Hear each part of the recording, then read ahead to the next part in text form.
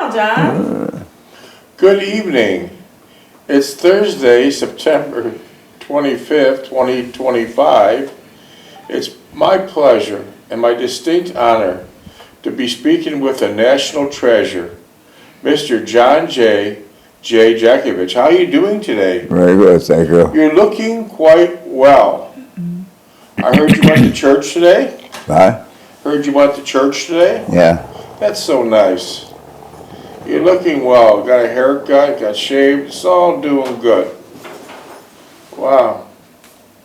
It's a good day. Did you have a good dinner? Yeah. Okay. Mr. Jeckovich was from Company H, the 2nd Battalion of the 291st Regiment of the 75th Infantry Division of the U.S. Army during World War II. Mr. Jeckovich lives by the motto, yesterday is history, tomorrow is a mystery, and today is a gift. Yeah. Wow. Wow. Well, we're always at the crossroads of reading your book or reading your questions. A lot of people text you questions, and there's a lot of repetitive questions, but we don't mind. Our first-time listeners, and we owe it to them to give it an answer. Do you want me to go right into reading, or do you want to answer some questions? Answer some questions. You feel up to it? Okay. Let's just see here. Mr. Jeckovich, where were you born and raised? 1936 years old in Niagara Falls, New York. And what kind of town was that? A beautiful town, and it's crappy now. It's no good now. No, it's doing good now. What do you think happened to it? Mafia. Ruined it, huh? Yeah. The greed. What type of odd jobs did you do as a teenage boy and preteen before you were drafted? What kind of work did you do? Delivering papers, newspapers. What kind of newspapers were they? Gina Zasinski. Wow, wow. It sounds Polish. Yeah. Did you have a big route? 150 people Wow. And how'd you deliver those newspapers? on my bike. What kind of bike? Black Knight. Oh boy. A Black Knight. Is that the kind of bike that has like a tank in the center? Yeah. And it's got a button for the horn and the light? Yeah. Boy, it wasn't big money then, but now people are seeking out the Black Knight. They sure are. And did you always get paid for your papers? No, I had to go back and fight for it.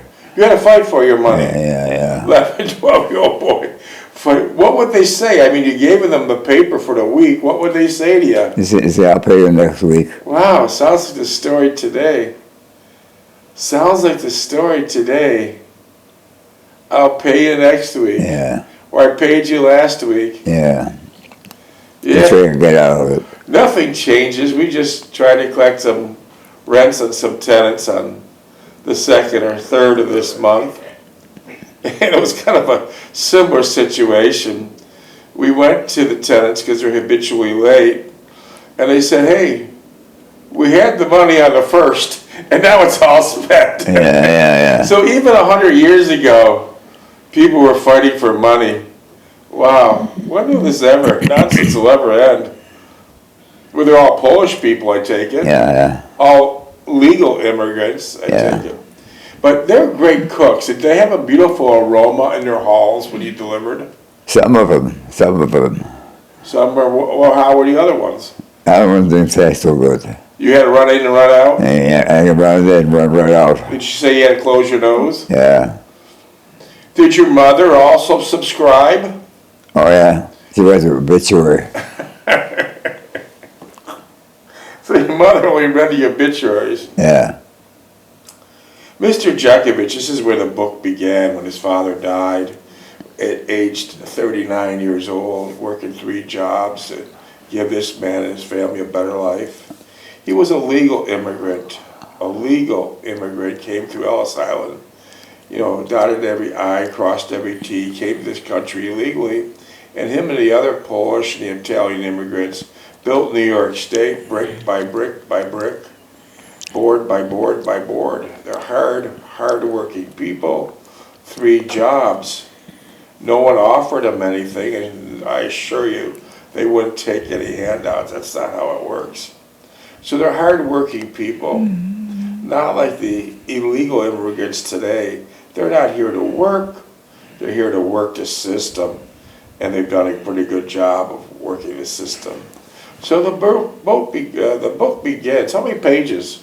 849. Wow, that's a big, beautiful book, Mr. Jeckovich. 849 pages. And the book begins when his father died at age 39. And Mr. Jeckovich had to start taking care of his mother to her demise at the age 89.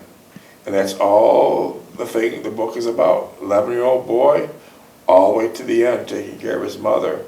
It goes through many aspects of, as a boy, working several jobs, getting drafted, coming out, working on a factory job at Kimberly-Clark, and then later he had his own business, laundromat, snow plowing, construction, wallpaper.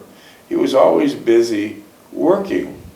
And then it goes into his retirement years, and now we're knocking on the door of 100, right? Yeah. Wow. Mr. Jeckovich said he blinked his eyes at 20 and now he's 100. Isn't that something? Yeah. Where did the 80 years go? Oh, where to go? Yeah. Good question. Good question. Wow. How long did you have that laundromat for? 18 years. And what kind of people? Nice people. They're poor, but nice people. Good people. Loving people. Solid people. Yeah. They might not have made it in the money department, but they're very conscientious of your equipment. Yeah. There was no break-ins. No. There was nothing. How do you think a laundromat would go today? Tear it up. Tear it up. Yeah. They wouldn't respect. Yeah. Tear it up. Wow. And I heard that you worked at Kimberly-Clark for 35 years.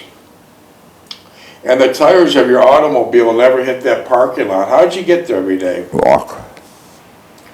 You never missed. No. 35 years walking to work. Were you worried at midnight? No. Would you be worried now? No, yeah. Now it'd be different. Now it'd be different, yeah. Wow. What'd you do in the big snowstorms? What? What'd you do during the big snowstorms? Walk. Big rainstorms? Walk. Yeah. I'm just thinking, Mr. Jeckovich was in the Battle of Bulge and held Bastogne and later liberated the concentration camps, which is nothing we want to talk about today. Very, very bad situation. But in the Battle of Bulge, it was the coldest winter of record going through the Ardennes forest.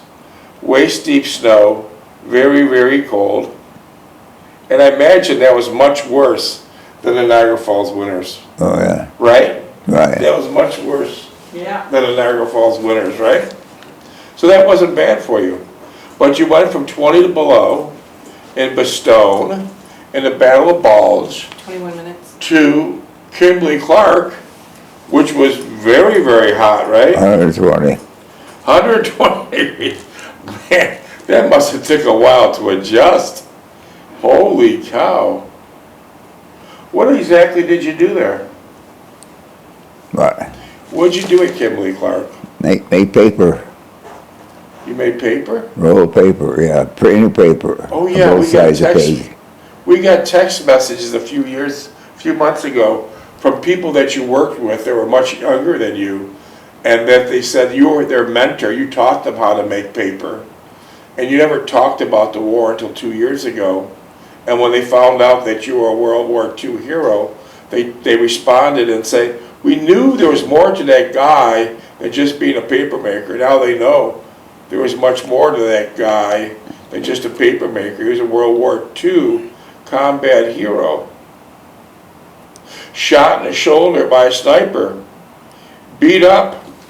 Stabbed. Where did that fly come from? I don't know. Beat up, stabbed. Hit by a dirty bomb. Shrapnel still in his body. Lost a hip. Lost a hip. Trench foot, frostbite. Where did that damn fly?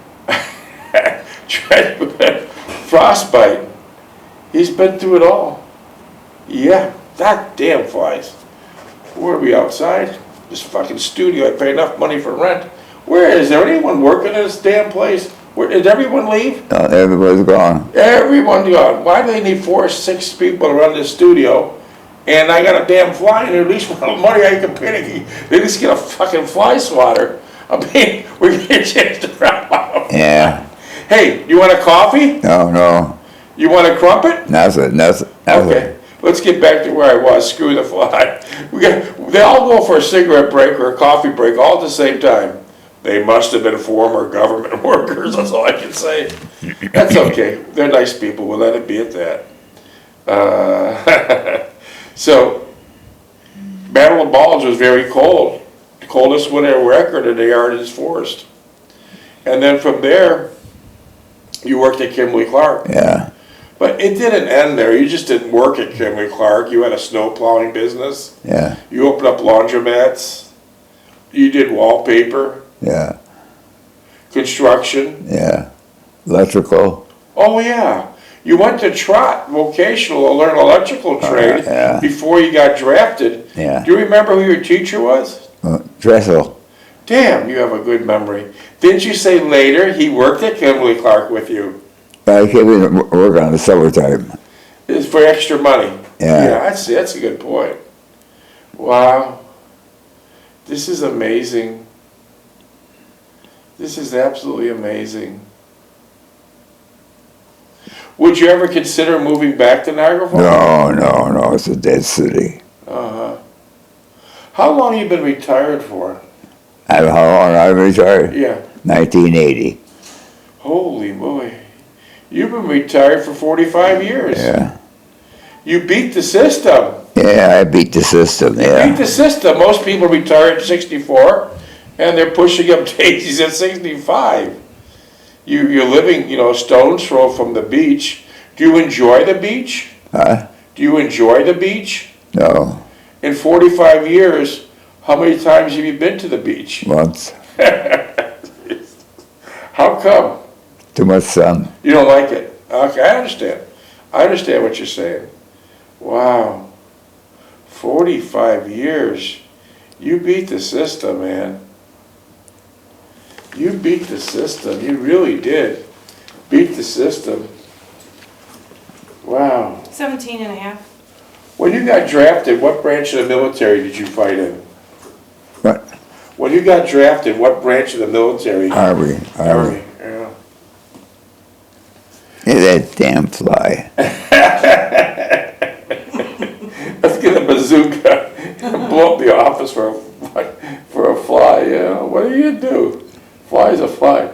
When you were fighting during World War II, you primarily used heavy-duty machine guns, right? Yeah.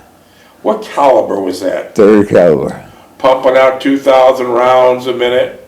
Yeah. A whole staff behind you, to ammo bearers, tripod carriers, and et cetera, et cetera. How did you cool off that barrel? Antifreeze. And water combination, right? Yeah. That barrel got red hot. Yeah. So you pump out 2,000 rounds in about a minute or so, Yeah. and then what do you do? And a move. You move quickly. Yeah. Why do you have to move so Well, because quickly? you zeroed in. And then that would be the end of you. Yeah. Wow. Did one of your helpers grab the barrel? Yeah. What happened? He got his hand burned. Oh, that bad, huh? Yeah. Prior to being drafted in World War II, did you own guns? No. Did you ever shoot a gun? No. And after the war ended, you probably blew out 1 million or so rounds during your career in World War II. Maybe more.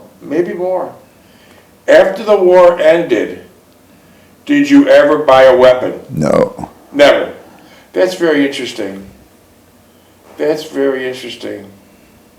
A lot of people have weapons today. Oh, yeah. Most of them have in their car. In their car. Yeah. How do you think those people that have weapons today would do on the front line of World War II? They're insecure. Yeah. Wow. That was something. Mr. Jeckovich was sent to the front line, Battle of Bulge. He got beat up and shot many ways. And then he had to hold a stone What'd they tell you about Bastogne? Hold it, hold it. Hold it, hold it. That was a key point. If you lost Bastogne, we might be speaking German today. It was a very key part to World War II. And after the Bulge was ended, him and thousands of other fighting men, they went to liberate the concentration camps, which was not a nice sight. No, was not a nice sight. Yeah, it was not a nice sight. We'll talk about it sometime later, but not now. Mr. Jeckovich, how much is your book and where can I buy it? Okay, not for sale. Not for sale. It's not about money. Never was, never will be. Not about money. Mr. Jeckovich wrote the book, the big, beautiful book, 849 pages, for the simple fact to give the younger generation an idea about the war and also how to have a simpler and more wholesome life with the emphasis on wholesome life. Yeah, that's what it was. That's what it was about. Mr. Jeckovich, you said you knocked on the door at 20 and now you're 100. Where did 80 years go? Yeah, good question. Where did 80 years go? But believe me, this guy's in great shape. Look, take your time and look at your screen. 100 years old. He religiously reads 3 newspapers every morning without the assistance of any glasses. Most people 40 and over have some type of reading glass. Yeah. Also, you can shake your hand and knock you to the ground. Here's what you get, ladies and gentlemen, if you never take a prescription, never took a vitamin, never drank, never smoked, and you jogged for 85 years. Yeah. Wow. 85 years. You were before your time, because when you start jogging 85 years ago, jogging wasn't acceptable. No one's seen joggers on the streets of Niagara Falls, New York. What did the people say to you? Get off the street, you bum. Get off the street, you bum. They thought he was running because he didn't have a car. They didn't know he was jogging for health. How did you get started jogging? Read a book on it. Who wrote the book? Johnson. That was a good book. That was a good book. It took him 85 years and he stuck with it. But the people in Niagara Falls, and probably most cities, didn't realize he was jogging for health. They said, get out of the road, you bum. Can't you afford a car? Yeah. And what did they throw at you? Stones, cans of soup and everything else. Some people threw stones at him. Other people threw empty cans of Genesee Beer. And one guy popped him in the head with a full cans of Campbell's soup. Get out of the road, you bum. So he was before his time. No one jogged back then but this guy. It was absolutely amazing. So he's in fine health, 100 years old. And I'm sure all those people who conducted themselves in that egregious manner have been pushing up daisies for decades. Have been pushing up daisies for decades. I believe they have been. But this guy keeps going. We call him in the back office the super soldier. The super soldier.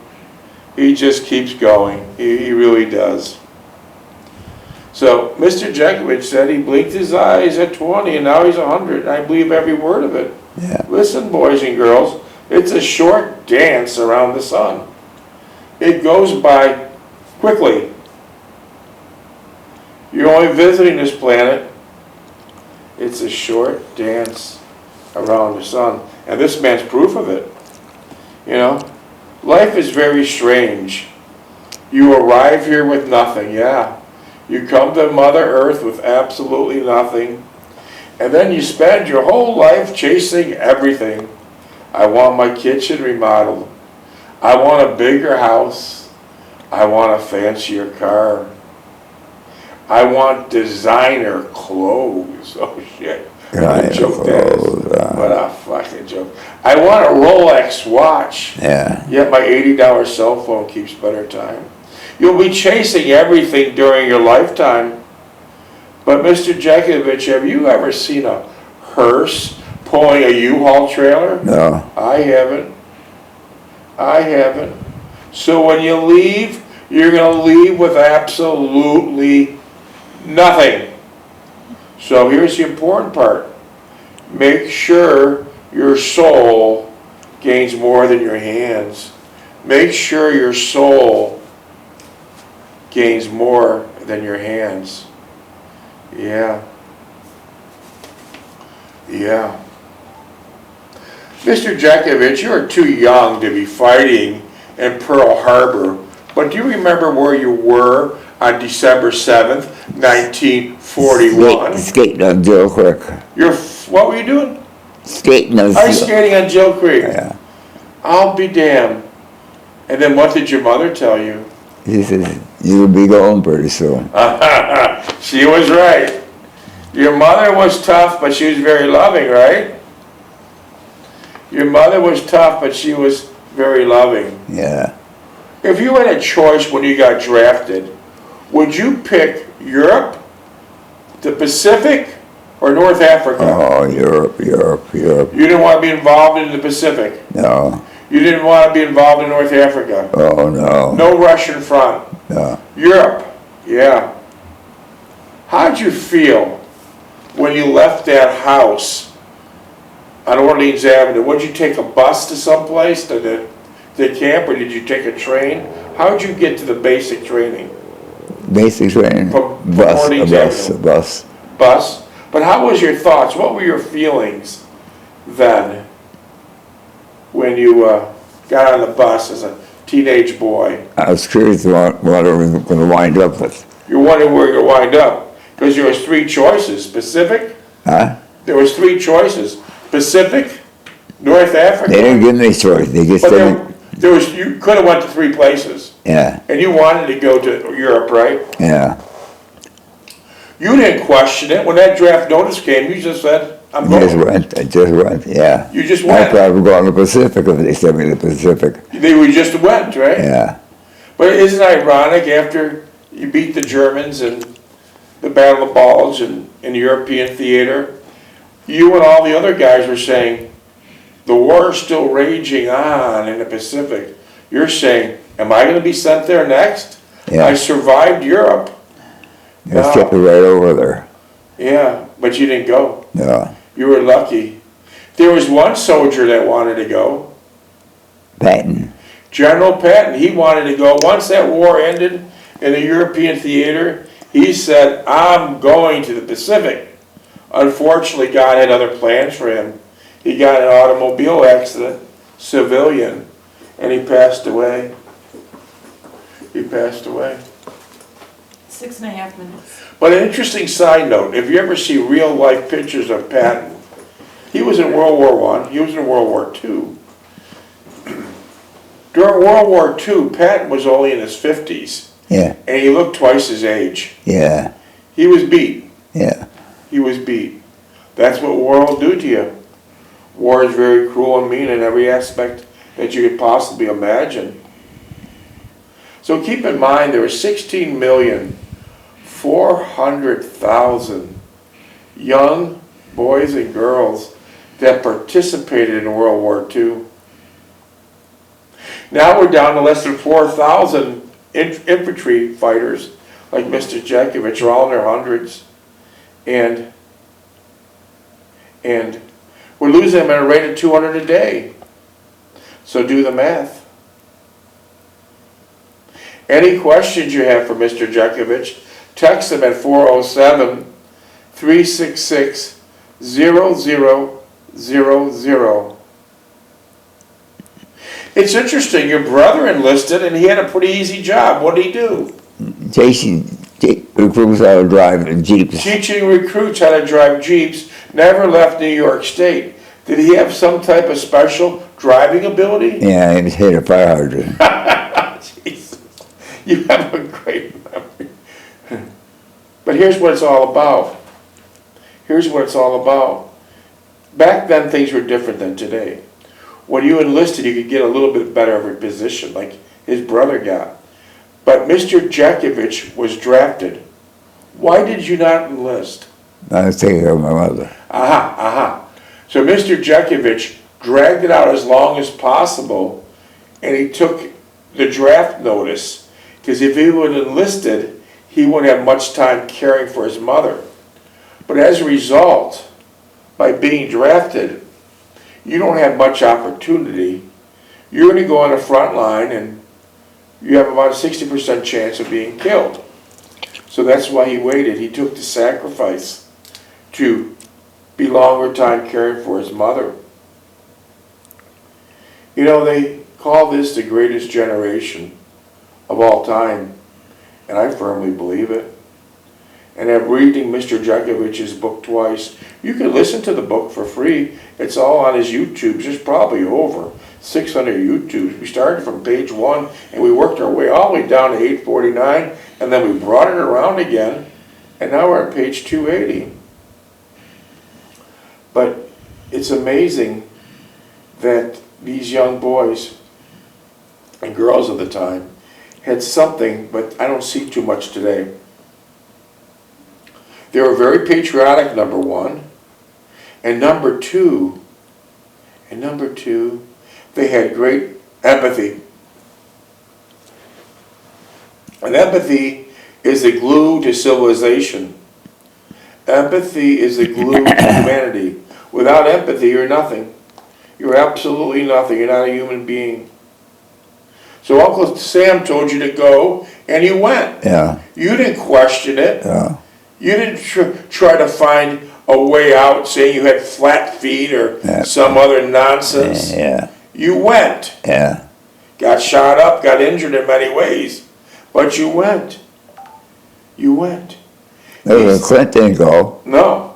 These guys, Mr. Jeckovich and all his fellow soldiers, were part of the most selfless and courageous operation in the history of humankind. Mr. Jeckovich left his home with all these other million soldiers to help out complete strangers with whom they had nothing in common. They sent you to Europe. You had nothing in common. You didn't know a soul there. Yeah. No, they told you to go. Uncle Sam said go. You didn't question it, and you went. Yeah. So how can we be worthy of their legacy? I honestly don't know. Would someone text me and tell me how we can be worthy of their legacy? I have no idea. How can we be worthy of their legacy?